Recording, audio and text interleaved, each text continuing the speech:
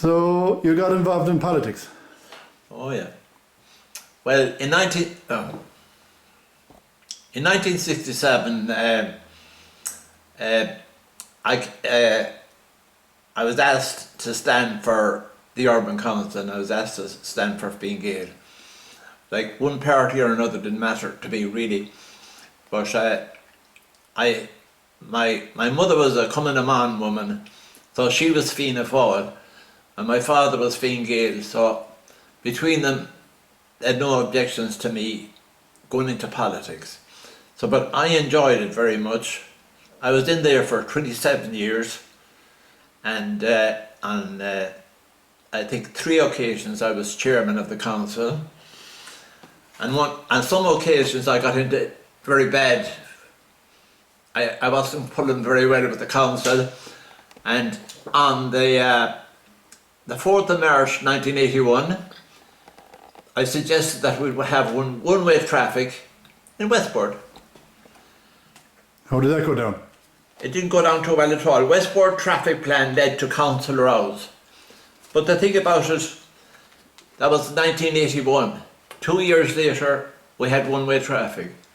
The fact of the matter is that I've lived in America, and I saw how traffic should work, and I think it does work. And we have it today. Like, they'd have thrown it out if they didn't want it. Westport councillors always got on. They never fought much. Like, you never see any clashes in Westport. No. How did that come about? I think the councillors got on very well, and they were a very agreeable crowd, and I think that they have done a wonderful job for Westport. Now, we may be in recessionary times, but they said, like, we had recessionary times in the 80s. I don't remember that myself, but I think they've done a wonderful job at the town. And with this greenway, and with all the developments that's in the town, we're definitely way ahead of ourselves. And we're nearly as good as Galway. And like, we might even be better. Like, if you see all the facilities we have in this town, I think we should be proud of ourselves. They've done a very good job. I think everybody would agree with that. What's the biggest changes you've seen in the town since you came here? Well, of course, the biggest thing, the biggest thing I think of the lot is, like, I think there's kind of too many supermarkets. I feel sorry for the smaller shops. Like, if you take the street, like, it's very hard to get a grocery shop of the old type. But of course, that might be an advantage in having everything in the one shop, and it's probably a good thing for the town, you know. It was probably just keeping up with the times, you know. But it doesn't do much for the streets. You see all the shops closing down. Yeah, but that's advancement, really.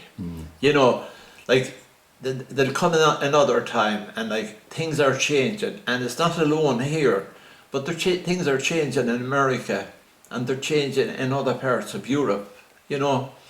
So I think that I mean, we have just kept with the times, you know.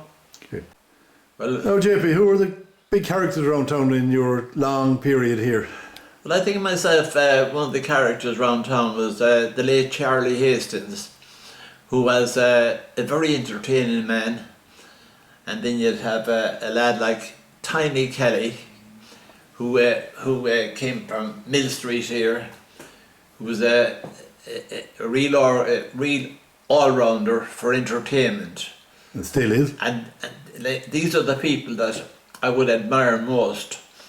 And we had a great group of people for the stage. Martin Curry and his cohorts. And I think that it's a town that you would be really made welcome. And I think that when people come to this town, they take to them they're taken to their heart, really. And I actually, years ago when I was a youngster in Swinford, I always thought as Westport was the town of commercial. It was the town that had factories. There's no other town in Mayo that had as many factories as Westport. You had the shoe company, Irish Sewing Cotton Company, and you had a lot of well-known business people. And all locals. All locals. And to my mind, they were the people that started this town, and they made a good job of it. And there's families there today, and that they have done a great job. And it's not that they're known here; they're known all over the country. They have shops all over the country, and they have even shops in England. Who are they? The Hughes family. Hughes family, yeah. I'd like to just say that the town knows them a lot. And the most thing I'm proud of is the number of entertainment places that we have in Westport. Like, say, the hotels. Is there any town this size that has 6 or 7 hotels with swimming pools? There's other towns 3 times as big as here, and they haven't got a decent swimming pool between them. So, I mean, if you take all the entertainment we have, and let's talk about our golf club. It's one of the outstanding golf clubs in Ireland.